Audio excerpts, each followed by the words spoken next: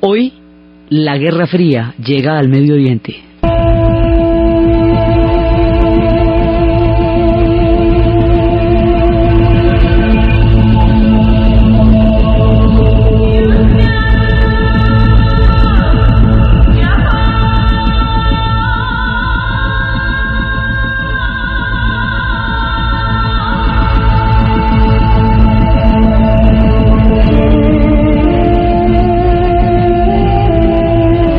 La vez pasada estuvimos viendo durante 3 episodios seguidos cómo la Guerra Fría llegaba al sudeste asiático y cómo esta confusión del orden histórico de la Guerra Fría con la convulsionada historia del sudeste asiático nos metía en las profundidades de la guerra del Vietnam, en los bombardeos de Laos y de Camboya, y finalmente, después de una guerra terrible, toda la región se terminaba volviendo comunista, que era lo que se trataba de evitar, precisamente, y para lo cual se metieron allá.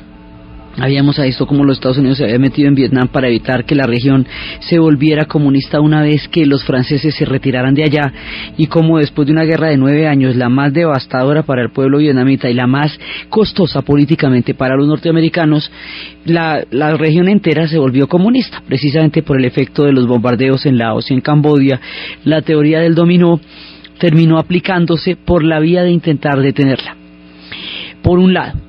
Entonces, como la Guerra Fría es un orden histórico que va a llegar a abarcar el planeta entero, es un orden global, abarca muchísimo más que la Segunda Guerra Mundial, porque la Segunda Guerra Mundial tiene un epicentro europeo, que es fundamentalmente donde se da el conflicto, y una zona en Asia, aunque muchos países estén involucrados, pero en la Guerra Fría son protagonistas de este gigantesco ajedrez geopolítico muchos pueblos.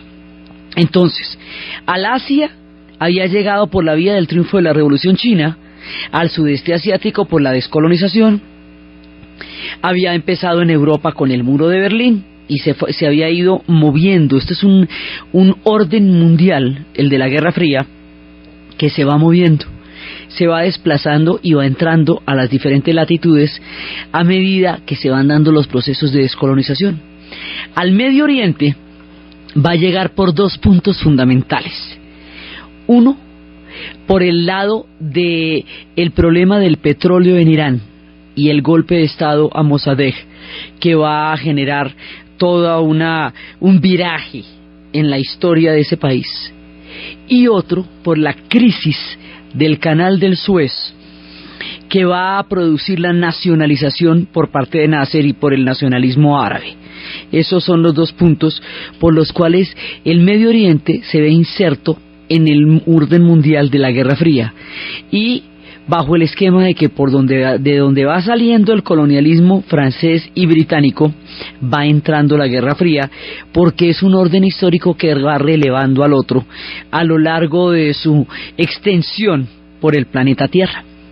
La cosa empieza mucho tiempo atrás. Entonces resulta que en Irán va a haber, el hecho puntual es un golpe de estado que va a haber en 1951 contra un proyecto de nacionalización del petróleo y de modernidad y de, digamos, un proyecto de estado moderno que estaba haciendo Mossadegh y que va a ser un régimen de reforma, pero que en la coyuntura de la Guerra Fría va a ser abortado este proyecto histórico, va a ser sustituido abruptamente por el retorno del Shah de Irán al poder, y eso va a generar las semillas de movimientos extremos y de reveses históricos que nadie puede imaginar.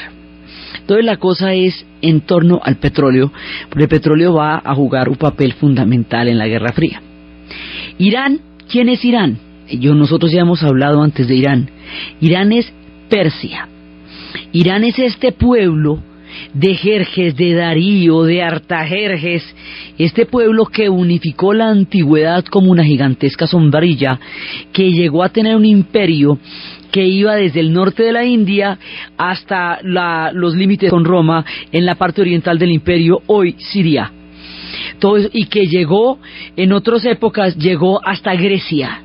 y en Grecia fue en el único punto donde los vencieron. En tiempos de los griegos duraron mucho tiempo, entonces eran contemporáneos de los griegos, contemporáneos de los romanos, contemporáneos de todo el mundo, pero eran contemporáneos de los asirios, eran contemporáneos, digamos, de muchos pueblos, porque tenemos referencias del antiguo imperio persa desde el año 2500 antes de Cristo, desde los tiempos en que Zoroastro, el hijo de Ahura Mazda, y de quien habíamos hablado en su pelea con Ahriman, que era un antiguo ángel que se había convertido a las fuerzas del mal, y se van a convertir en el enfrentamiento entre el bien y el mal, entre Zoroastro y Ahriman.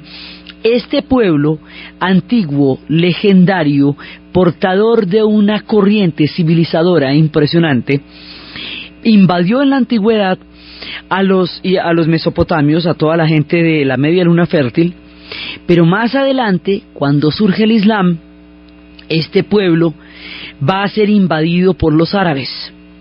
Cuando vaya a ser invadido por los árabes, ellos van a tomar una actitud de rebeldía frente a esa invasión, se van a someter al Islam, sí, pero no al Islam sunita, como sería en todo el mundo árabe, que eran los que reconocían los 5 califas, sino que se van a someter al Islam en su versión chiita, la de Fátima y Ali, aquellos que creen en que Fátima y Ali eran los únicos verdaderos descendientes del profeta, que al ser asesinados el trono fue traicionado, que no existen más versos que los escritos en el Corán, aquellos de la Shia, que significa seguimiento, por oposición a los sunitas, que son los que creen en los 5 califas, en los versos adicionales del Corán y en una estructura administrativa del Islam que van a representar los califatos. Entonces el chiismo va a ser minoritario en todos lados menos en Irán. En Irán es donde son realmente el epicentro de la corriente histórica del chiismo. Como el trono fue usurpado por el asesinato de Fátima y Ali, los chiitas creen firmemente que algún día, en alguna parte, se restablecerá con toda legitimidad el verdadero trono del profeta. Y esto es un juramento en la historia hecho a los milenios, lanzado al viento y a la oración. Este juramento se va a cumplir en 1979 en Irán, en Teherán, con el triunfo de la revolución islámica iraní. Y esto va a ser un giro histórico que nadie que haya vivido en esa época entendía, porque eran todavía las épocas de la Guerra Fría, y la Guerra Fría no permitía una interpretación diferente a la bipolaridad que se estaba gestando y que para entonces ya había encasillado a todo el planeta en esta dicotomía del capitalismo-comunismo, del este-oeste. Entonces, hay un juramento histórico que va para el viento. Algún día llegará el verdadero descendiente al trono del profeta en el mundo de los chiitas. Más adelante, Irán continuará su camino. Irán es invadido por los árabes y se va a volver islámica, pero Irán no es árabe. Y los árabes no son iraníes. Los persas, son elamitas, vienen de otro pueblo, son de otro cuarreta, hablan farsí, solamente que son islámicos. Y los árabes pues son árabes, hablan árabe, vienen del desierto y también son islámicos, pero ellos no son son pueblos completamente diferentes. Entonces, cuando viene la era del petróleo moderno, la revolución industrial necesita el petróleo para funcionar, es la savia de la revolución industrial. Cuando empieza a darse eso, el petróleo en estas tierras del Medio Oriente, entendiendo por Medio Oriente casi pues hasta la región de Irán también, eran antiguas desde el principio de los tiempos. Los zoroastristas adoraban fuegos sagrados que ardían en la tierra sin que nadie los prendiera. Esos fuegos sagrados que ardían en la tierra sin que nadie los prendiera eran el petróleo, eran los pozos de petróleo sobre los cuales está constituida la geografía del pueblo de Irán. Y esos pozos estuvieron ardiendo hasta en connotación con el carácter teológico de Zoroastro, hasta que llegaron las multinacionales, pues. Entonces, cuando los ingleses toman la decisión en el siglo XIX de hacer la conversión de los barcos de vapor y de los barcos de carbón a los barcos de petróleo, en ese momento el Medio Oriente y toda la zona petrolera se va a convertir en un objetivo estratégico para los ingleses. En ese momento es cuando Lord Jersey Knox va a hablar con uno de los jeques de Irán y le va a sacar un contrato que implica toda la perforación, exploración, comercialización de todo el petróleo contenido en el antiguo imperio persa durante 90 años sin regalías. Así, Entonces, ¿qué pasa? Los persas, igualmente les va a pasar a los árabes, han empeñado el petróleo antes de ser estados o naciones, cuando aún eran rezagos de imperios o partes de imperios. Cuando se pellizquen y se den cuenta de la importancia del petróleo, ya están más que ensartados. Hace rato que los han clavado.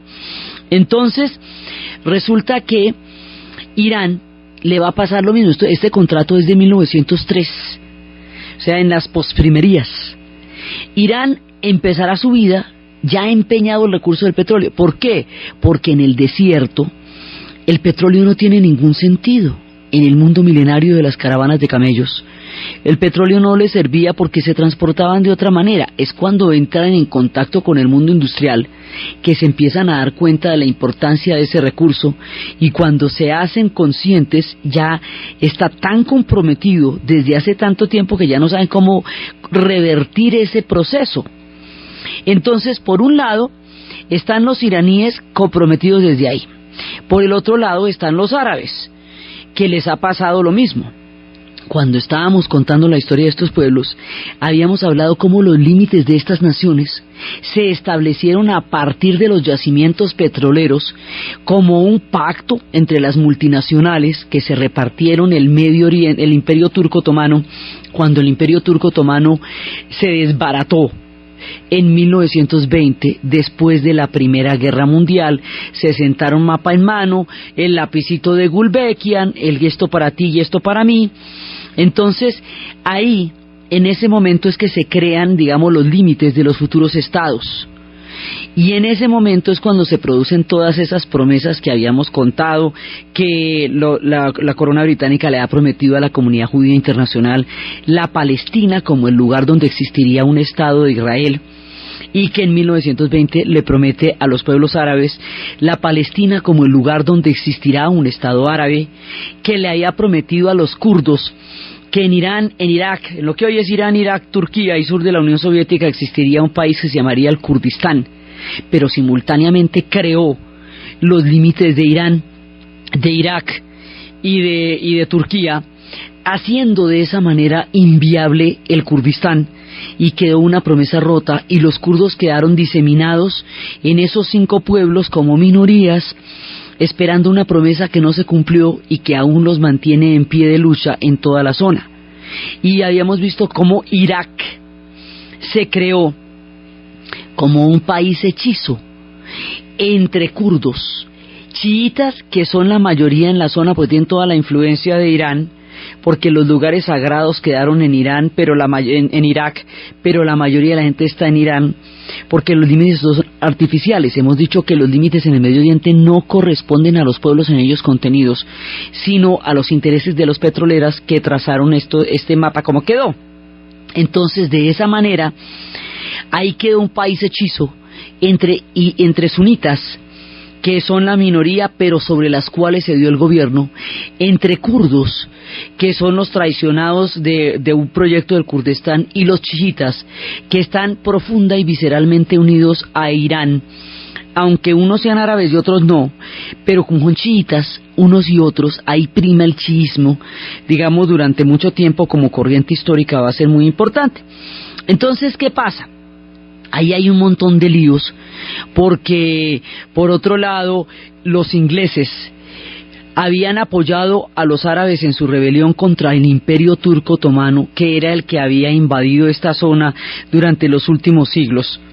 ¿Te acuerdas del Imperio Turco Otomano? Habíamos dicho que era desde 1453 hasta 1920. Aquí se va a dar el relevo, el primer relevo. En esta zona va a haber 3 relevos. Uno, que son los ingleses y los franceses entrando una vez que el Imperio Turco Otomano ha caído, y otra, que van a ser más adelante los norteamericanos y los soviéticos entrando una vez que el colonialismo franco-británico se haya ido. Hay 3 relevos distintos en la misma región que los va montando los diferentes órdenes históricos. Entonces, a los árabes se les había prometido la independencia, el proyecto de la Gran Siria, el proyecto de Saladino, a cambio del apoyo contra los turcos. Pero como esto habíamos visto era una mentira, en realidad lo que querían era apoderarse de esos pueblos y volverlos protectorado. Había una intención equívoca y falseada desde el principio, y para reponer un poco, digamos, indemnizar un poco la vergüenza y lo mal visto de este manejo histórico, se le dio a la tribu de los Hashemí, a quienes se les había prometido todo el proyecto de la Gran Siria. Ese papel de los Hashemí lo hace Alec Guinness en la película de Lawrence de Arabia. Como les van a pasar por la paja la independencia, lo que van a hacer es que les van a dar Irak como una concesión ahí, digamos, como una especie de elemento sobre el cual van a tener influencia. Entonces aquí hay un montón de problemas que vienen de antes, pero que se van a complicar con la Guerra Fría. Pero el tema es el petróleo, o sea, el tema sigue siendo el petróleo. Entonces hay un momento en que buscando ese petróleo se van a meter con el destino de Irán. Irán va a intentar revertir las condiciones de ese destino trazado, y en ese intento que van a hacer los iraníes de tratar de convertir su suerte a su favor y no en su contra, el recurso del petróleo a su favor y no en su contra, es donde se va a dar el contexto que permite la entrada de la Guerra Fría a la región.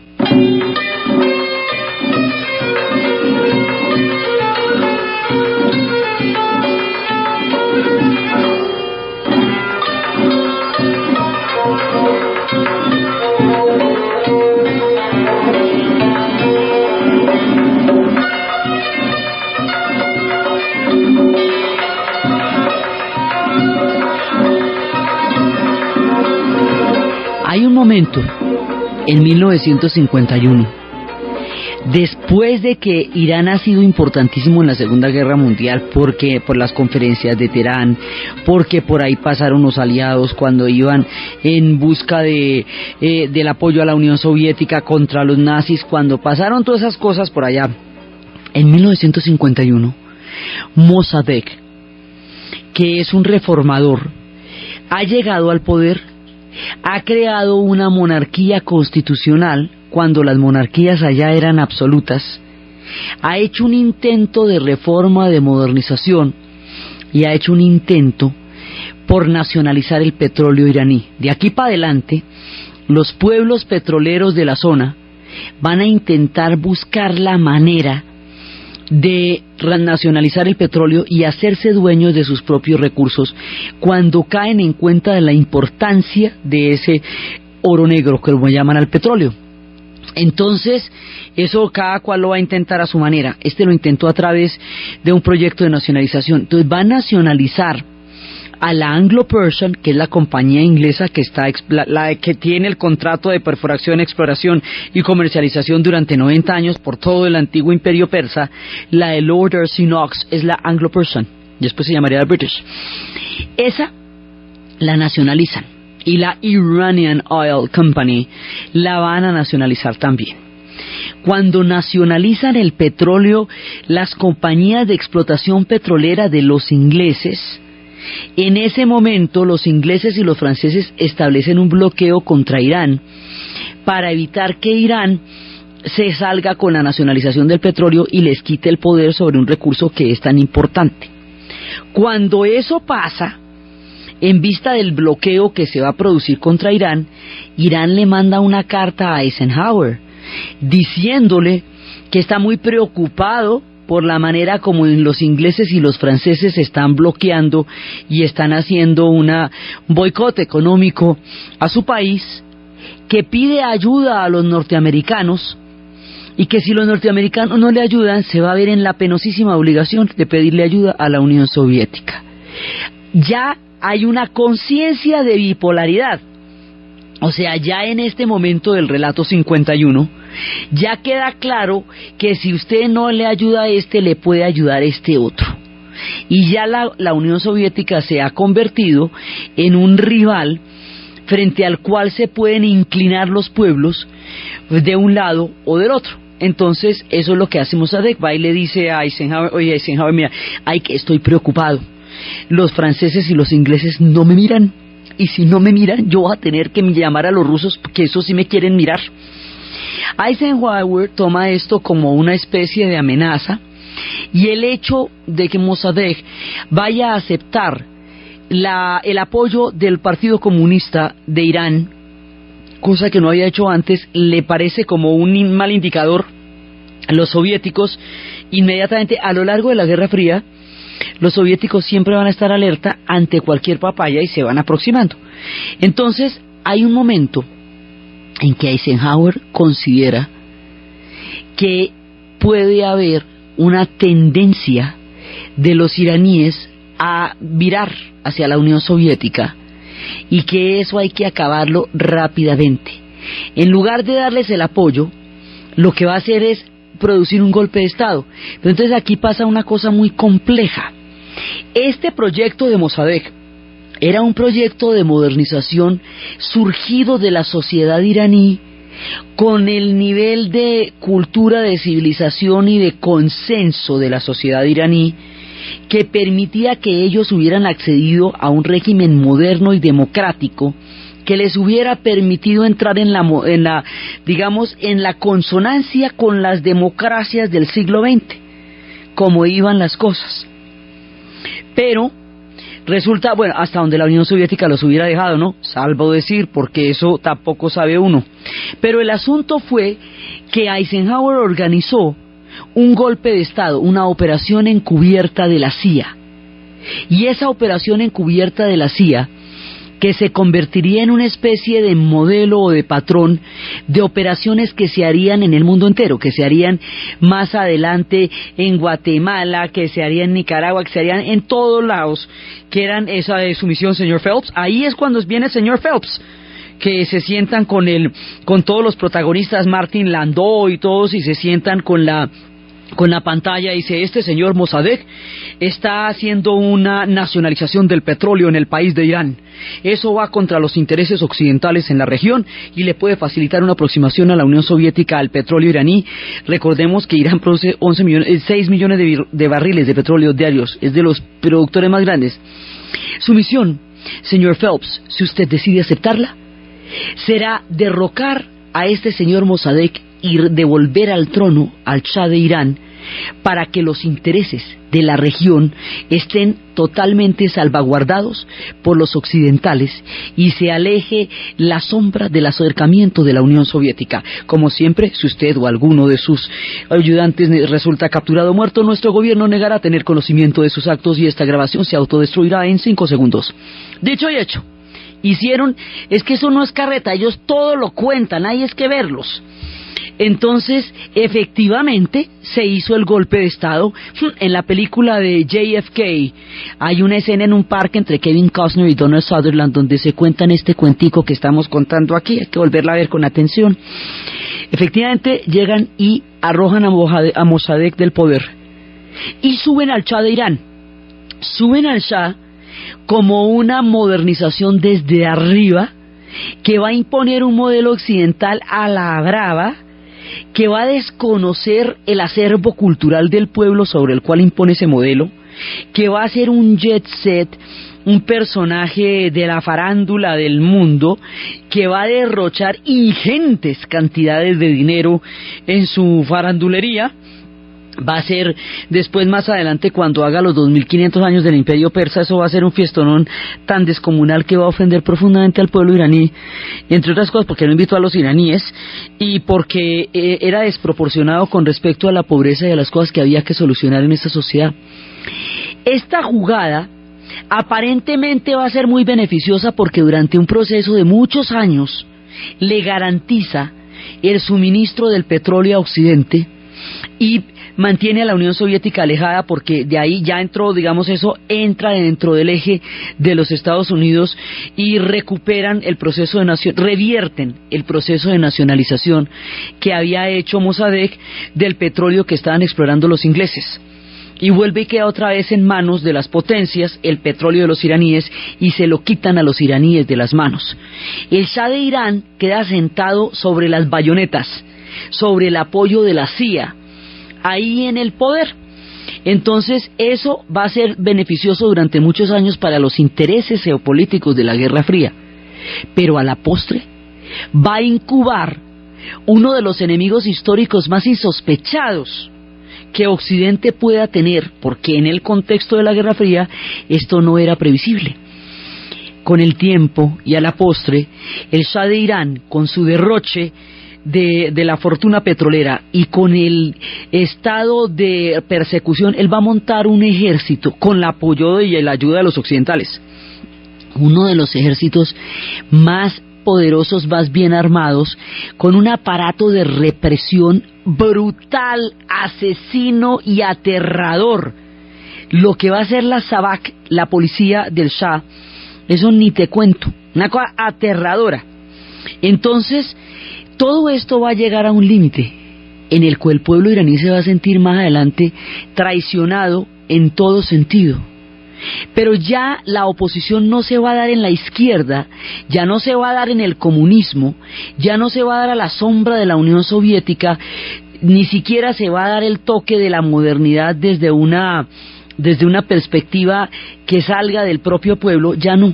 Lo que se va a dar, se va a incubar lentamente, poco a poco, un estado de latencia que va a llevar a que sea en las madrazas y en las mezquitas y no en las células políticas donde la oposición frente a este régimen se va a ir cocinando a fuego lento, y el día que esté lista será la revolución fundamentalista e islámica del Ayatollah Khomeini, como un resultado y un rebote de la política del Shah, apoyada durante tanto tiempo por Occidente como una manera de garantizar el control del petróleo y de mantener en manos de las potencias occidentales ese líquido vital, y de torcer el rumbo de la historia de los iraníes en favor de los intereses de los Estados Unidos. Entonces, de esa manera, para armar este tinglado, es que le hacen el golpe de estado a Mossadegh, matan un poco de gente, revierten la nacionalización del petróleo, y este modelito lo van a repetir a lo largo de la Guerra Fría. Este es el estreno, la premier del modelito del señor Phelps.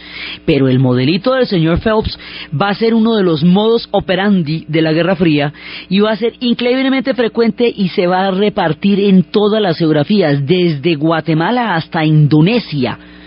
Van a hacer golpes de estado pero no lo vimos, también lo hicieron en Camboya, en todo lado van a hacer, digamos, este esquema de suplantar un proceso que no parezca inclinado hacia Occidente o que no favorezca los intereses norteamericanos, poner un gobernante que sí favorezca los intereses norteamericanos, y de esa manera garantizar que el rumbo lo sigan y el control lo sigan manteniendo ellos. Esto hacen los norteamericanos, pero si por allá llueve, por acá no escampa, porque los soviéticos van a hacer otro tanto. Después nos tocará el capítulo de cómo van a mover los hilos de Hungría y de Checoslovaquia, y cómo van a hacer lo suyo, es reemplazando también y haciendo golpes de estado. Eso, digamos, unos y otros lo hacen, pero en la mitad queda los procesos autóctonos de modernizaciones y de desarrollo de los pueblos, que se ven truncados porque los intereses de la Guerra Fría no coinciden con lo que los pueblos están cocinando, y entonces aquí se producen virajes históricos inesperados. Así, por la vía del señor Phelps, con este golpe de estado que se le hace a Mossadegh, con la participación de la CIA, de Schwarzkopf, de uno de los nietos del presidente Roosevelt, con la participación, digamos, de todos los que estuvieron allá, va a llegar la Guerra Fría a Irán. Irán se va a convertir de aquí en adelante en una potencia aliada de Occidente, y el Shah se va a convertir en el instrumento a través del cual se va a sellar esa alianza, y se va a mantener en el poder por un régimen absolutamente represivo. Ya, digamos, mire cómo se va veniendo geográficamente. Había empezado en Europa Oriental, luego saltas a la China con la revolución, de la China va para el sudeste asiático, y aquí va avanzando en el Asia, ya va llegando a Irán, y después de que llega a Irán, va a llegar al puro Medio Oriente por la vía de Egipto. Entonces hay un pedazo que es este que estamos hablando, y que nos va a dar después el viraje y el revés histórico para Occidente, de desarrollar un régimen que ese sí es completamente antioccidental y que es chiita, porque ahí se cobra la deuda histórica del siglo X que se había puesto en tiempos de Fátima y Alí, y que es nacionalista, que nacionalizará el petróleo, que generará parte de la crisis energética, digamos, las consecuencias a largo plazo de este golpe de mano todavía están en el tapete en la actualidad y en los titulares cuando nos levantamos todos los días, porque esto todavía no tiene, digamos, una solución histórica en el momento. Esto es una hoguera que arde. Irán en este momento es un país claramente beligerante dentro de la geopolítica actual. Pero esto viene desde las historias de la Guerra Fría. Esa es una. La otra es cuando el Imperio Turco Otomano estaba cayendo, los ingleses empezaron a apoyar la rebelión y empezaron a tomarse, digamos, a cambio de armas, a irse tomando el petróleo. Los Estados Unidos empezaron a apoyar a los saudíes, y al apoyar a los saudíes aseguraron su presencia en la región y el control del petróleo. El apoyo a los saudíes, que era en ese momento el clan más arcaico de toda la zona, les va a dar un apoyo permanente a ellos y al fundamentalismo sunita, que se va a incubar también y que se va a enfrentar mucho después a los iraníes. O sea, en las maniobras de la Guerra Fría se van a terminar alimentando, sin saberlo, los fundamentalistas más extremos, tanto los chiitas de Irán como los sunitas de Arabia Saudí, de cuyo extrema de la extrema surgirá en el futuro Al Qaeda. Es decir, cosas que en ese momento no se pueden prever, porque en la bipolaridad de la Guerra Fría las cosas son comunistas o capitalistas. El proceso religioso de las madrazas y de las mezquitas es completamente desconocido en esta perspectiva, de manera tal que cuando estalle la revolución islámica nadie va a saber con qué se come eso, nadie va a entender revolución isla qué, no van a entender que existe el Islam. Occidente no se ha percatado eso de las cruzadas, dejaron ese tema así y no se habían vuelto a enterar. Entonces, cuando triunfe la revolución islámica, no va a haber cómo interpretar eso, no va a haber en dónde ponerlo ni qué hacer con eso. Pero a través de esta compleja cantidad de relaciones es que va llegando la Guerra Fría a Irán. Esa es una. Por el otro lado, habíamos visto cómo se había dado el proyecto de la Gran Siria. El proyecto de la Gran Siria era el proyecto de Saladino, era el proyecto de un mundo árabe, de un mundo con toda la península. El proyecto en realidad hubiera cubierto lo que hoy es Siria, Líbano, Jordania, la península arábica, que implica el país de Arabia Saudita, que implica Yemen, que implicaría también los Emiratos Árabes, digamos, como bloque. Era el proyecto. Los Emiratos van a ser independientes en la medida que van a apoyar fraccionalmente la lucha contra los turcos. Pero el mundo de los árabes era la península, más Siria, Líbano, Jordania y Egipto. El proyecto de Saladino, ¿se acuerdan que era el eje que estaba comprendido entre el Cairo y Damasco? Una horqueta, una llave, un apostador de pollo, sí, que es la forma de este eje Cairo-Damasco. Era el proyecto de Saladino, era el proyecto del mundo árabe. Ese proyecto del mundo árabe fue el que se luchó durante toda la época de Lawrence de Arabia y durante la época en que estaban sacando a los turcos otomanos para volverse independientes. Ahí se da el primer relevo, el paso de los turcos otomanos a los ingleses y los franceses, que habiendo apoyado la rebelión y habiendo prometido la independencia, una vez que los turcos son expulsados y vencidos, toman estos países como protectorados, sofocan a los regímenes que triunfaron y los van a convertir en su ajedrez, y los van a convertir en parte de sus dominios, en detrimento de las promesas hechas, como un robo de una independencia que nunca llegó.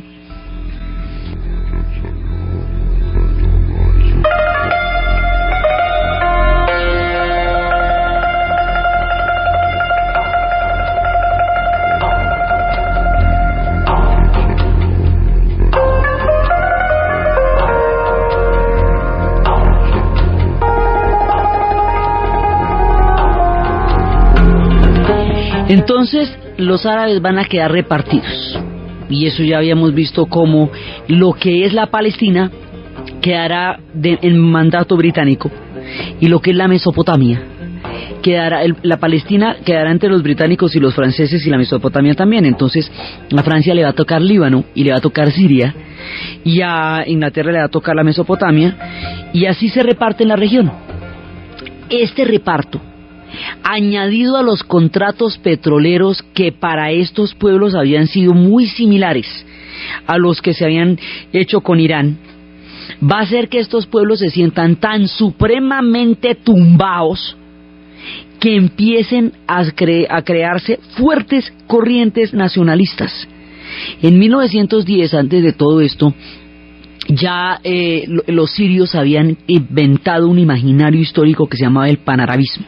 Nosotros habíamos visto en el relato de las guerras mundiales que había un pan-germanismo y había un pan-eslavismo, pues hay un pan-arabismo. Pan significa todo, la unión de todos los pueblos pertenecientes a una raíz histórica común.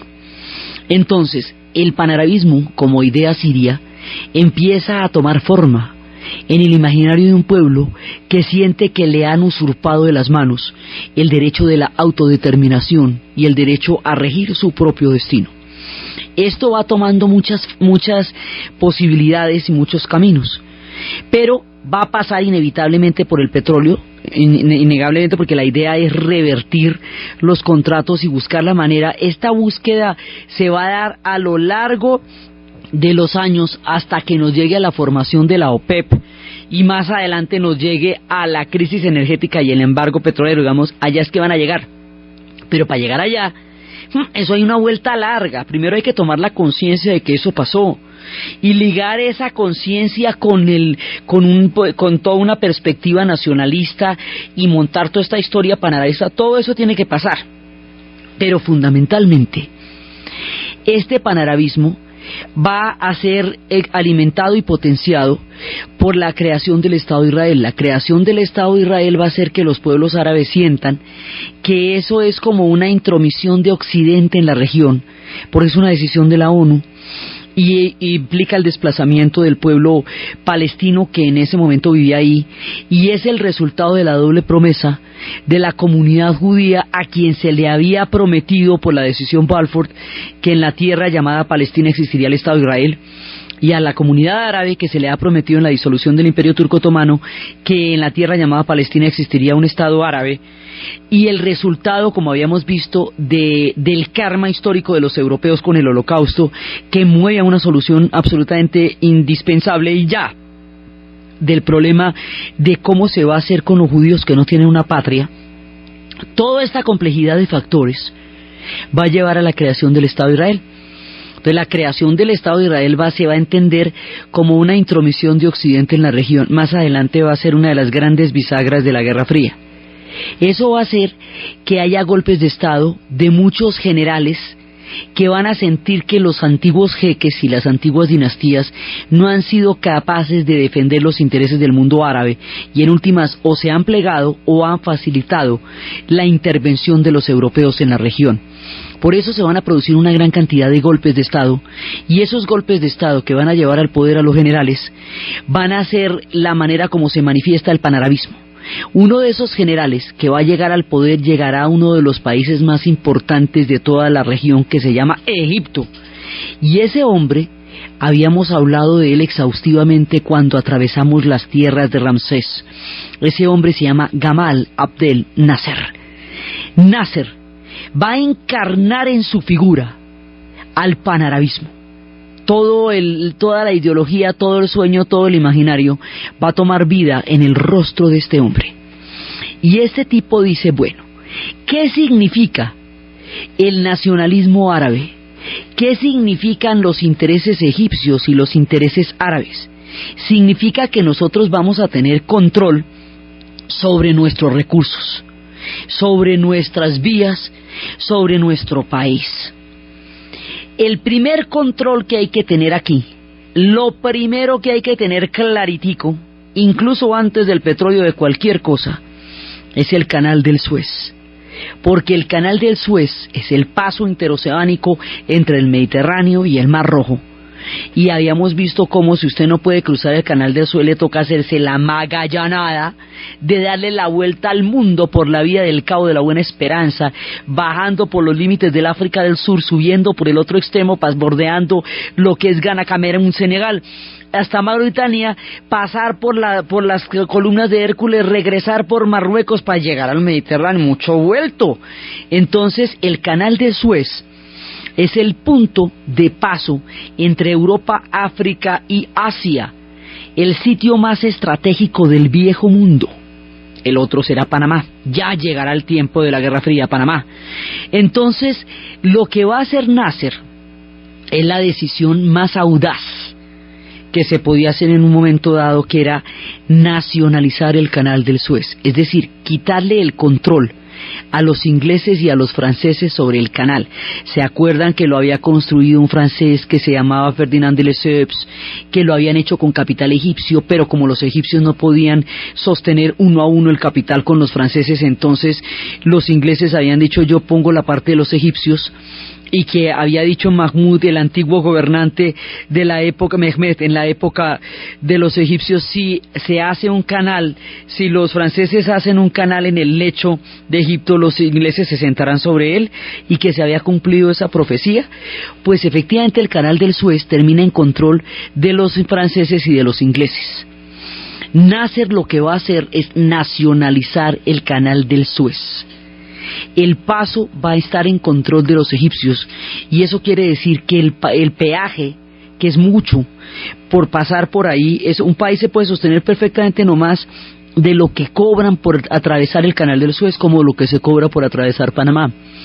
Por eso era un recurso importantísimo, tanto el canal como el petróleo. Entonces nacionaliza el canal. Cuando nacionaliza el canal y toma semejante decisión, inmediatamente Francia e Inglaterra le declaran la guerra a Nasser. Esto se conoce como la crisis del canal del Suez, 1956. En 1956 se va a producir el relevo, el fin del colonialismo franco-británico, el comienzo de la Guerra Fría, tercer cambio de manos de la región, tercer tercio en un siglo. Porque en 1920 se retiraron los turcos otomanos, entraron los ingleses y los franceses, y en 1956 van a salir los ingleses y los franceses, y van a entrar los Estados Unidos y la Unión Soviética, y esta región va a tener encima todos los cambios históricos por ser tan estratégica.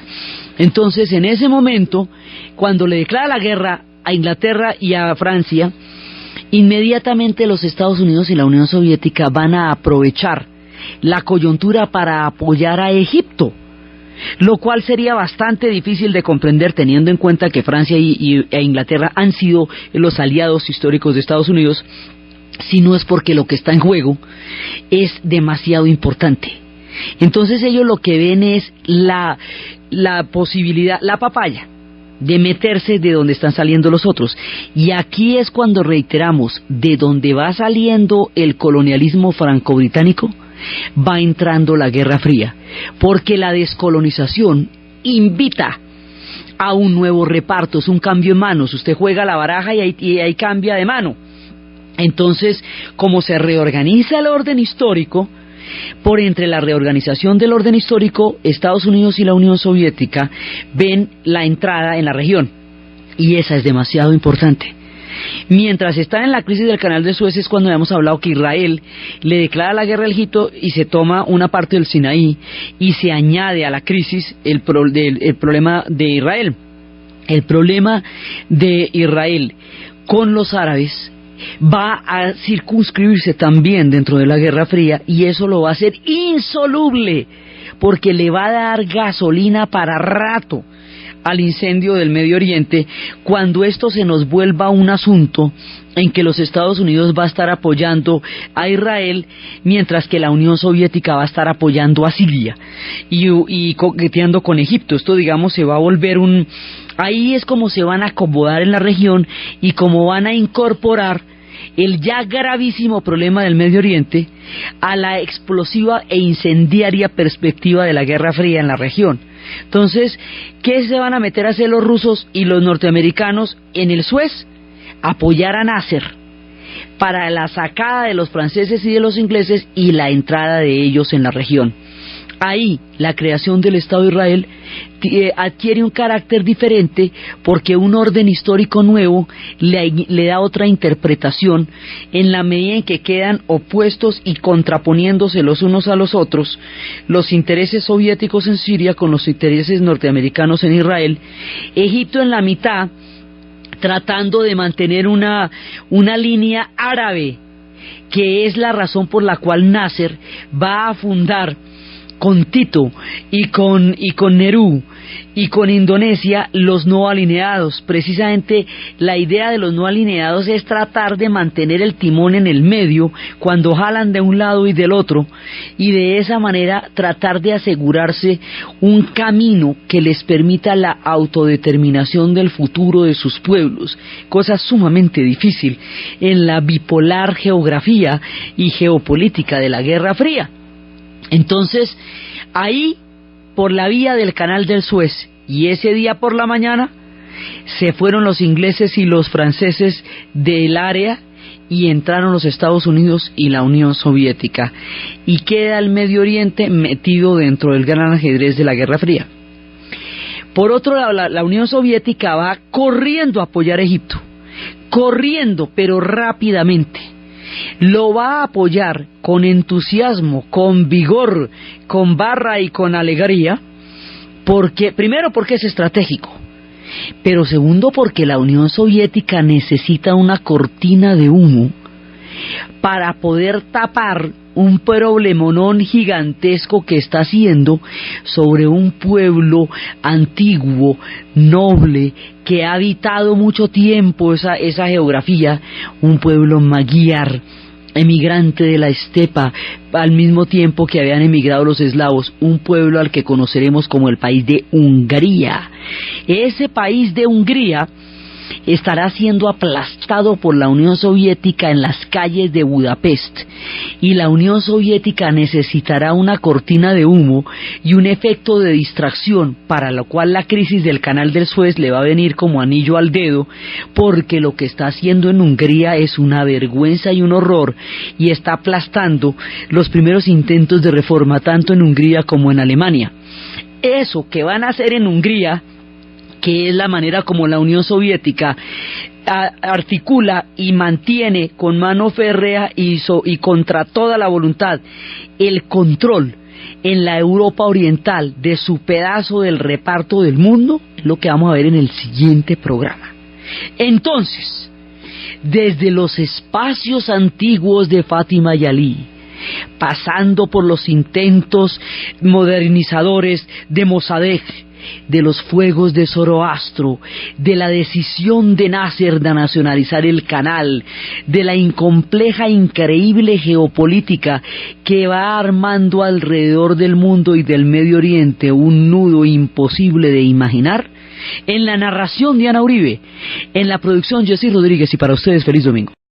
Esto, hay un juramento histórico que va para el viento. Algún día llegará el verdadero descendiente al trono del profeta en el mundo de los chiitas. Más adelante, Irán continuará su camino. Irán es invadido por los árabes y se va a volver islámica, pero Irán no es árabe. Y los árabes no son iraníes. Los persas, son elamitas, vienen de otro pueblo, son de otro cuarreta, hablan farsí, solamente que son islámicos.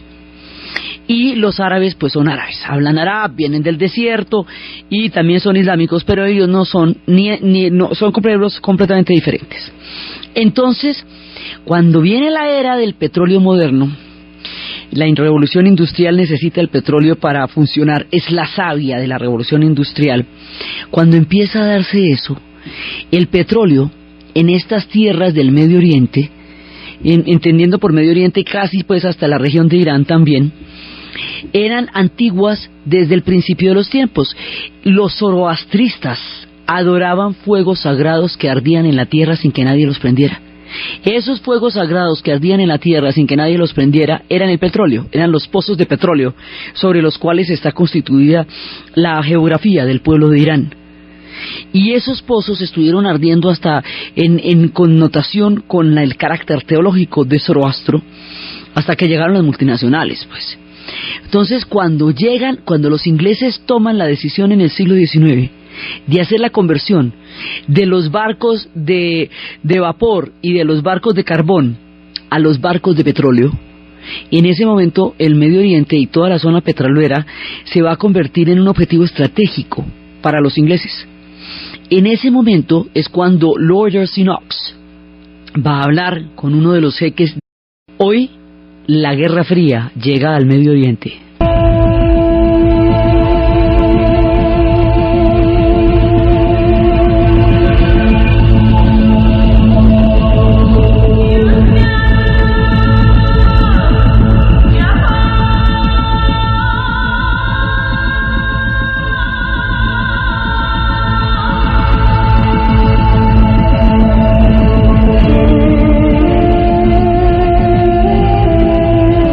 La vez pasada estuvimos viendo durante 3 episodios seguidos cómo la Guerra Fría llegaba al sudeste asiático y cómo esta confusión del orden histórico de la Guerra Fría con la convulsionada historia del sudeste asiático nos metía en las profundidades de la guerra del Vietnam, en los bombardeos de Laos y de Camboya, y finalmente, después de una guerra terrible, toda la región se terminaba volviendo comunista, que era lo que se trataba de evitar, precisamente, y para lo cual se metieron allá. Habíamos visto cómo los Estados Unidos se habían metido en Vietnam para evitar que la región se volviera comunista una vez que los franceses se retiraran de allá, y cómo después de una guerra de 9 años, la más devastadora para el pueblo vietnamita y la más costosa políticamente para los norteamericanos, la región entera se volvió comunista, precisamente por el efecto de los bombardeos en Laos y en Camboya. La teoría del dominó terminó aplicándose por la vía de intentar detenerla. Por un lado. Entonces, como la Guerra Fría es un orden histórico que va a llegar a abarcar el planeta entero, es un orden global, abarca muchísimo más que la Segunda Guerra Mundial, porque la Segunda Guerra Mundial tiene un epicentro europeo, que es fundamentalmente donde se da el conflicto, y una zona en Asia. Cuando surge el Islam, este pueblo va a ser invadido por los árabes.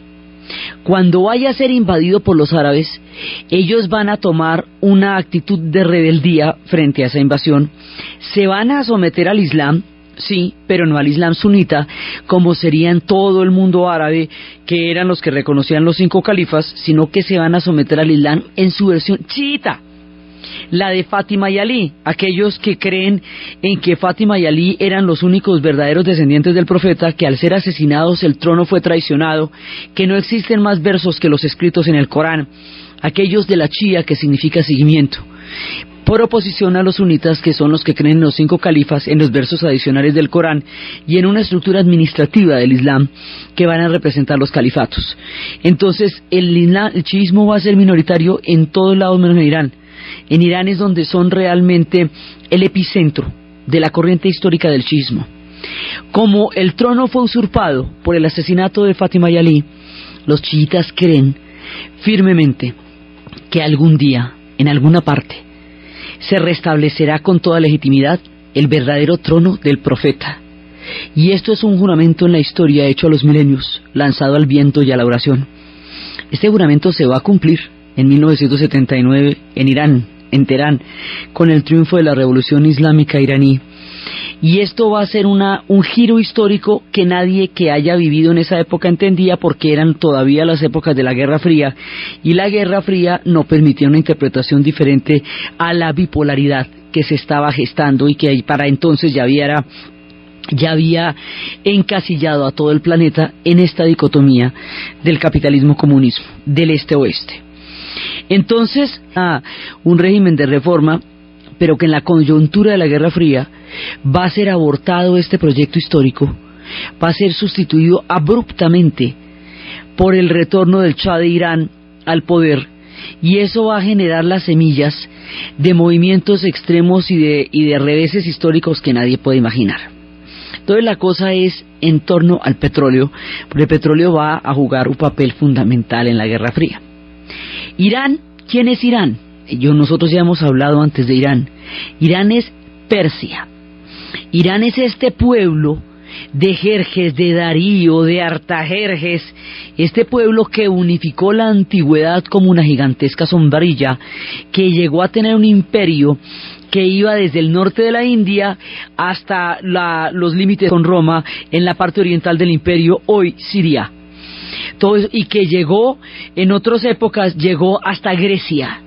Y en Grecia fue en el único punto donde los vencieron. En tiempos de los griegos duraron mucho tiempo, entonces eran contemporáneos de los griegos, contemporáneos de los romanos, contemporáneos de todo el mundo, pero eran contemporáneos de los asirios, eran contemporáneos, digamos, de muchos pueblos, porque tenemos referencias del antiguo imperio persa desde el año 2500 a.C., desde los tiempos en que Zoroastro, el hijo de Ahura Mazda, y de quien habíamos hablado en su pelea con Arimán, que era un antiguo ángel que se había convertido a las fuerzas del mal, y se van a convertir en el enfrentamiento entre el bien y el mal, entre Zoroastro y Arimán. Este pueblo antiguo, legendario, portador de una corriente civilizadora impresionante, invadió en la antigüedad a los mesopotamios, a toda la gente de la media luna fértil, pero más adelante, aunque muchos países estén involucrados, pero en la Guerra Fría son protagonistas de este gigantesco ajedrez geopolítico muchos pueblos. Entonces, al Asia había llegado por la vía del triunfo de la Revolución China, al sudeste asiático por la descolonización, había empezado en Europa con el muro de Berlín y se había ido moviendo. Esto es un orden mundial, el de la Guerra Fría, que se va moviendo, se va desplazando y va entrando a las diferentes latitudes a medida que se van dando los procesos de descolonización. Al Medio Oriente va a llegar por dos puntos fundamentales. Uno, por el lado de el problema del petróleo en Irán y el golpe de estado a Mossadegh, que va a generar toda un viraje en la historia de ese país. Y otro por la crisis del Canal del Suez, que va a producir la nacionalización por parte de Nasser y por el nacionalismo árabe. Esos son los dos puntos por los cuales el Medio Oriente se ve inserto en el orden mundial de la Guerra Fría, y bajo el esquema de que de donde va saliendo el colonialismo francés y británico, va entrando la Guerra Fría, porque es un orden histórico que va relevando al otro a lo largo de su extensión por el planeta Tierra. La cosa empieza mucho tiempo atrás. Entonces resulta que en Irán va a haber, el hecho puntual es un golpe de estado que va a haber en 1951 contra un proyecto de nacionalización del petróleo y de modernidad y de, digamos, un proyecto de Estado moderno que estaba haciendo Mossadegh y que va a ser una